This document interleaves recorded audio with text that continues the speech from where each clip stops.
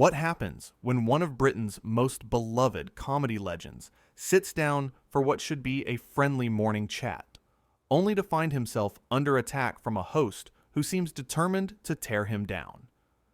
In just 36 seconds, a single cutting remark would transform a lighthearted interview into television chaos, exposing the ugliest side of daytime television and leaving viewers absolutely speechless. It started like any other morning on the show. The studio lights were bright, the audience was settled in their seats, and Lorraine Kelly sat behind her desk with that familiar smile plastered across her face. Rowan Atkinson, the man behind Mr. Bean and Blackadder, walked onto the set to warm applause. He looked relaxed, wearing a simple blazer and comfortable trousers, his trademark subtle smile playing at the corners of his mouth. "Welcome, welcome," Lorraine said, gesturing to the chair across from her. "So lovely to have you here, Rowan. Please, sit down." Rowan settled into the guest chair, nodding politely to the panel members who were already seated. There was Marcus, the entertainment correspondent, a thin man with slicked back hair who always seemed to be smirking. Next to him sat Jennifer, the fashion expert, who was studying Rowan over the rim of her coffee cup. And then there was Colin, the show's resident comedian, though his comedy rarely landed with anyone. "So," Lorraine began, leaning forward with exaggerated interest, "you have been in the business for how long now? 40 years? "Around that, yes," Rowan replied quietly. "Give or take." "Give or take," Lorraine repeated, glancing at her panel with a raised eyebrow. "Must be hard to keep track when you have been doing the same character for so long." There was an awkward pause.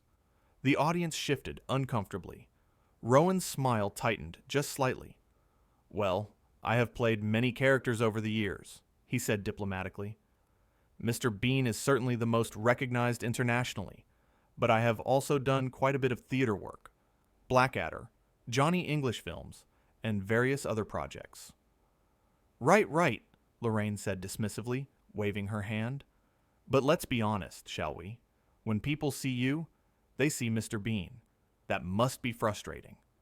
Marcus from the panel jumped in, his voice dripping with false sympathy. "I think what Lorraine is trying to say is that you have become a bit typecast, haven't you? Like, we all know you can do other things, but the public only wants one thing from you."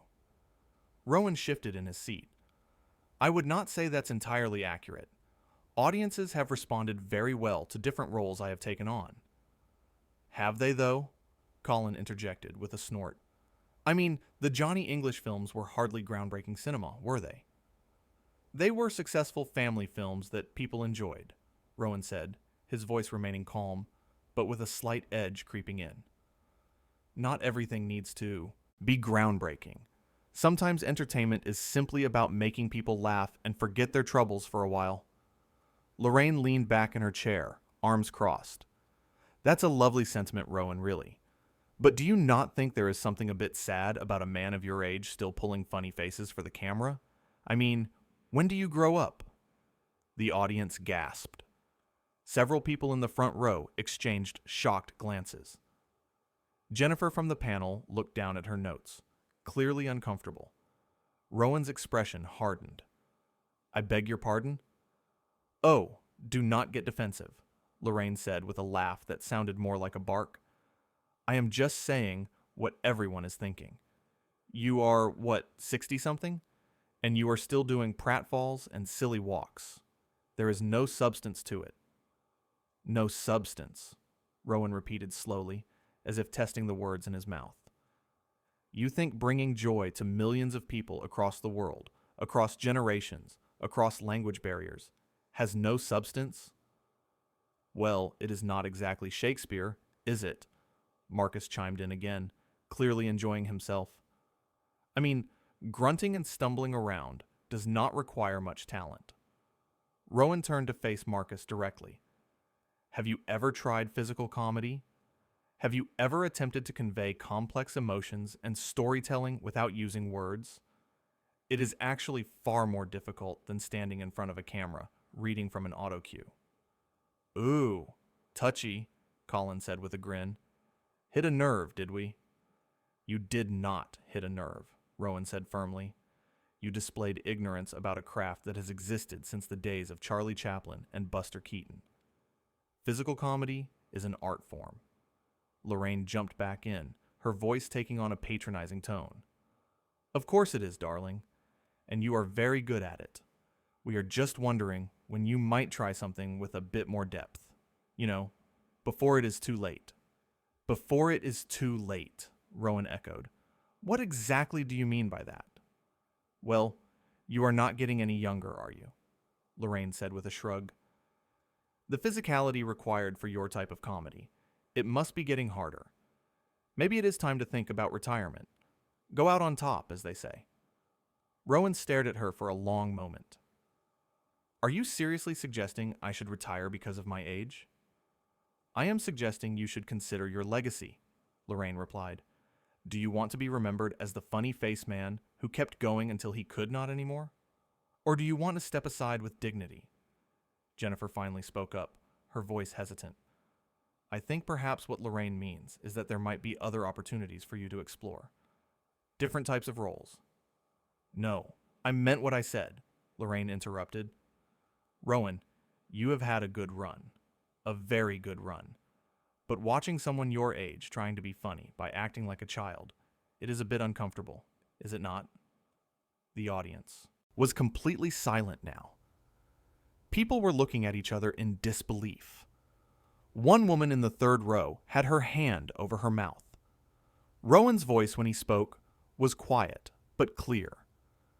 I find it fascinating that you presume to lecture me about dignity when you have spent the last 5 minutes attempting to humiliate a guest on your program. Oh, here we go, Marcus muttered. Cannot take a bit of criticism. Criticism would imply thoughtful analysis, Rowan countered. What I have heard is a series of personal attacks disguised as professional concern. There is a difference. Lorraine's smile had vanished entirely. Personal attacks? I am trying to have an honest conversation with you. Honest? Rowan's eyebrows rose. You invited me onto your show, presumably because you thought your viewers would enjoy seeing me, and then you spent the entire time telling me I am too old, my work lacks substance, and I should retire. That is not honesty. That is cruelty. Oh, please, Colin scoffed. You celebrities are all the same. You can dish it out in your comedy, but you cannot take it when someone questions you. Rowan turned to him. My comedy does not involve sitting across from people and telling them their life's work is worthless. That is not comedy. That is just being unkind. Now you are being dramatic, Lorraine said, rolling her eyes. We are having a discussion. No, Rowan said, his voice growing stronger. You are having a discussion. You and your panel are talking at me, not with me. Every question has been designed to belittle or provoke. Marcus leaned forward. If you did not want to be challenged, maybe you should not have agreed to come on a talk show. Challenged? Rowan let out a short laugh. Is that what you call this? I expected questions about my current projects, my thoughts on comedy, perhaps some amusing anecdotes. Instead, I have been subjected to ageism and professional dismissal. Ageism! Lorraine threw her hands up. Now you are just throwing around buzzwords. I made an observation. You told me I should retire because I am not getting any younger, Rowan said. You said watching me perform is uncomfortable because of my age. Those are not observations. Those are judgments based entirely on how old you perceive me to be. Jennifer tried to intervene again. Perhaps we should move on to discussing your upcoming projects. What upcoming projects? Colin interrupted with a laugh. He just does the same thing over and over. Rowan stood up abruptly. The movement was so sudden that everyone went quiet. He began removing the small microphone clipped to his collar. What are you doing? Lorraine asked, genuine surprise in her voice. I am leaving, Rowan said calmly, unfastening the wire. I do not need to sit here and be insulted for your entertainment. Oh, come on, Marcus said. We were just having a laugh. Were you? Rowan placed the microphone on the arm of the chair. Because from where I was sitting, It felt quite targeted and quite mean-spirited. Lorraine's face had gone red. "You cannot just walk off my show." "I absolutely can," Rowan replied. "And I am." "This is ridiculous," Lorraine sputtered. "You agreed to be here. You have a responsibility to your fans." Rowan paused, turning back to face her. "My responsibility to my fans is to create work that brings them joy. It is not to sit here and validate your need to tear people down." "I do not tear people down," Lorraine snapped, her composure finally cracking. "I ask tough questions. That is my job." "Your job is to interview guests in a way that is informative and entertaining," Rowan said, "not to make yourself feel superior at their expense." Colin stood up from the panel table. "Who do you think you are, talking to Lorraine like that?" "I am someone who has been in this industry long enough to recognize bullying when I see it," Rowan said. "And I am someone who does not have to tolerate it." "Bullying?" Lorraine's voice had risen to a near shout. "You are calling me a bully?" "If the shoe fits," Rowan said quietly. The studio had erupted into murmurs. The audience was buzzing with conversation. Camera operators were looking at each other uncertainly, not sure if they should keep filming. "You are making a huge mistake," Lorraine said, trying to regain control. "Walking off like this, it makes you look childish." "And yet you just spent 10 minutes calling my work childish," Rowan pointed out. "So by your own logic, I should fit right in." Marcus jumped up. "You are being incredibly disrespectful." "I am being disrespectful?" Rowan's voice was incredulous.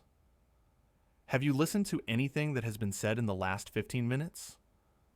Every single thing directed at me has been dismissive, condescending, or outright rude." Jennifer had gone very quiet, staring at her hands. "We were just trying to have an interesting conversation," Lorraine insisted, but her voice had lost its conviction. "No, you were trying to create drama," Rowan said. "You wanted me to get upset. You wanted a reaction. Well, congratulations. You got one." "So that is it?" Colin asked. "You are just going to run away?" "I am not running away," Rowan said, his patience clearly wearing thin. "I am choosing not to participate in whatever this is. There is a difference." Lorraine stood up behind her desk. "Fine. Leave. But do not expect to be invited back." Rowan actually smiled at that. "I assure you, that is not a concern."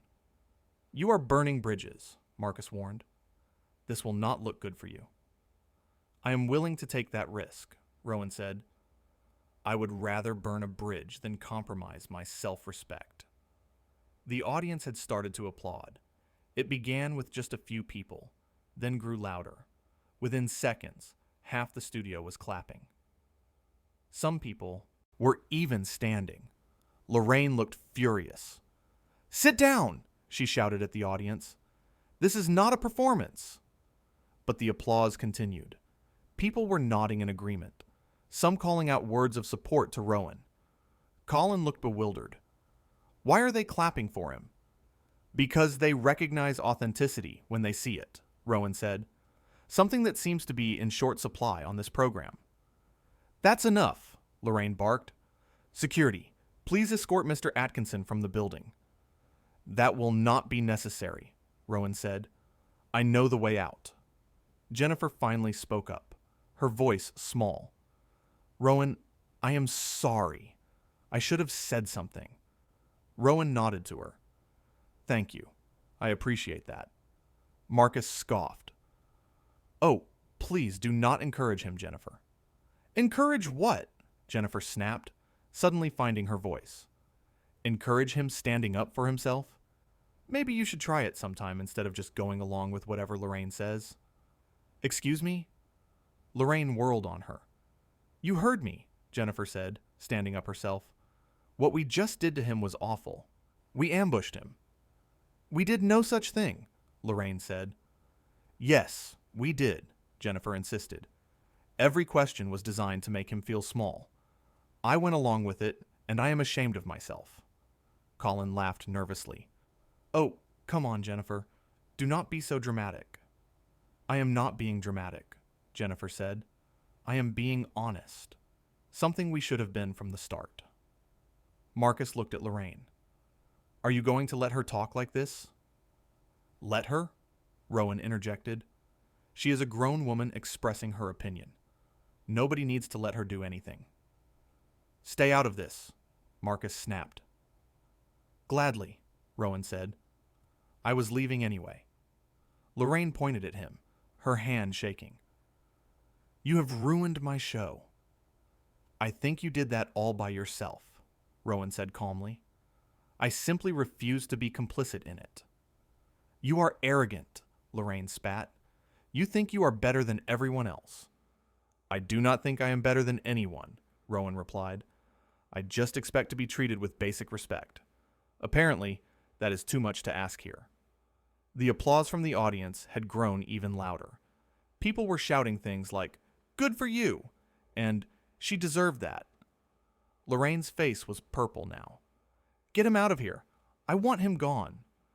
I am going, Rowan said, turning toward the exit. There is no need to make more of a scene than you already have. Colin tried one last jab. Your career is over after this, you know. Rowan paused at the edge of the stage. My career has spanned 4 decades and brought happiness to hundreds of millions of people. I think it will survive one disastrous interview. You are delusional, Marcus said. And you are sycophants, Rowan said simply. Sitting there, agreeing with everything, attacking someone because you think it makes you look clever. It does not. It makes you look small. Jennifer had tears in her eyes. Rowan, I really am sorry. I know, he said gently. It takes courage to admit when you are wrong. Thank you. Lorraine slammed her hand on the desk. This interview is over. Cut to commercial. The interview was over the moment you decided to be cruel instead of curious, Rowan said. Goodbye, Lorraine. I truly hope you reflect on this. Get out, she screamed. Rowan gave a small bow to the audience, who erupted into cheers. He walked off the stage with his head held high, his posture straight and dignified. As he disappeared behind the curtain, the studio descended into chaos. Lorraine was shouting at her producers. Marcus and Colin were arguing with audience members who were yelling at them. Jennifer had left the panel table entirely and was walking off in the opposite direction. The cameras kept rolling, capturing every moment of the meltdown. Staff members were running around, trying to restore order. The floor manager was frantically signaling to cut the feed. One audience member stood up and shouted, "You should be ashamed of yourselves." Others joined in. A chorus of disapproval aimed squarely at Lorraine and her panel. How dare you? Lorraine yelled back at them. I am the host of this show. Then act like it, someone responded. Colin tried to laugh it off. Everyone needs to calm down. It was just a bit of fun. Fun? An elderly woman in the front row said. That was not fun. That was cruel. Marcus waved dismissively at her. You do not understand television. I understand basic decency, she shot back. Lorraine grabbed her notes and threw them down. I am done with this. Someone get this audience under control, or we are canceling the rest of the show. Maybe you should cancel it, another audience member called out. Save everyone the trouble of watching you bully more guests. The floor manager finally managed to cut the live feed, but the damage was done. The studio was in complete disarray. Lorraine had stormed off the set. Marcus and Colin were left sitting at the panel table, looking lost and confused. Jennifer found one of the producers backstage. I want it on record that I did not agree with how that was handled. The producer just nodded, too stressed to respond properly. Meanwhile, Rowan had made his way to the green room, where he collected his coat and bag. A young production assistant approached him nervously. Mr. Atkinson, I just wanted to say I am really sorry about what happened out there. Rowan smiled kindly at her. It is not your fault, dear. Thank you for saying so. You were brilliant, she said. The way you stood up for yourself. It was really inspiring. I appreciate that, Rowan said, though I wish it had not been necessary. As he walked toward the exit, several crew members stopped what they were doing to shake his hand or pat him on the shoulder. They whispered words of support and apologized for what he had endured. Rowan handled each interaction with grace, thanking them for their kindness. Back in the studio, Lorraine had returned, trying to salvage what was left of the show. But the audience was having none of it. They sat in stony silence, refusing to respond to her attempts at casual banter. "All right, everyone," she said with forced brightness. "Let's move on, shall we? We have a lovely cooking segment coming up next." Nobody clapped. Nobody smiled. Marcus leaned over and whispered something to Colin, who nodded in agreement. They both looked deeply uncomfortable, finally realizing perhaps that they had gone too far. Jennifer had not returned to the panel. Her empty chair sat there as a silent reminder of what had transpired. Lorraine plowed ahead, introducing the next segment with determination, but her voice sounded hollow. The energy in the room had completely shifted. The cooking segment began, but even the chef seemed subdued, aware of the tension that still hung in the air. During a commercial break, Lorraine turned to her remaining panel members. "That was a disaster." "You think?" Marcus said sarcastically. "Do not start," Lorraine warned. "I am just saying, maybe we pushed a bit too hard," Marcus offered weakly. "We?" Lorraine glared at him. "You were right there with me." "Because you set the tone," Marcus said. "We just followed your lead." Colin nodded in agreement. "Yeah, you were pretty harsh, Lorraine." "Oh, so now you are both turning on me, too?" Lorraine's voice was shrill. "We are not turning on you," Colin said. "We are just pointing out that maybe, just maybe, we should not have gone after him like that." "He is a public figure," Lorraine said. "He should be able to handle questions." "Those were not questions," Marcus said quietly. "Those were attacks." Lorraine opened her mouth to argue, but nothing came out. For the first time, she seemed to realize that she had crossed a line. The floor manager gave the signal that they were going live again in 10 seconds. Lorraine straightened her shoulders and fixed her smile back in place, but it did not reach her eyes. The rest of the show limped along. Each segment felt forced and awkward. The audience remained unresponsive. The energy was completely dead. When the final credits rolled, Lorraine did not do her usual cheerful sign-off. She simply said, "Thank you for watching. See you tomorrow." The moment the cameras stopped, she stood up and walked off without a word to anyone. Marcus and Colin gathered their things in silence. The audience filed out, many of them still talking about what they had witnessed. Some were already on their phones, no doubt sharing what had happened. The crew began breaking down the set, working efficiently, but quietly. The usual post-show chatter was absent. In the green room, Jennifer sat alone, replaying the interview in her mind. She had been complicit. She had said nothing while Rowan was being attacked. The guilt sat heavy on her chest. One of the producers knocked on the doorframe. "You okay?" Jennifer looked up. "No, not really." "What happened out there was rough," the producer admitted. "It was wrong," Jennifer said firmly. "What we did to him was wrong." The producer did not argue. "I should have said something sooner," Jennifer continued. "I should have defended him." "You did eventually," the producer pointed out. "But not soon enough," Jennifer said. "Not when it mattered most." Outside the studio, Rowan climbed into a waiting car. The driver glanced at him in the rearview mirror. "Rough morning, sir?" Rowan let out a long breath. "You could say that." "Where to?"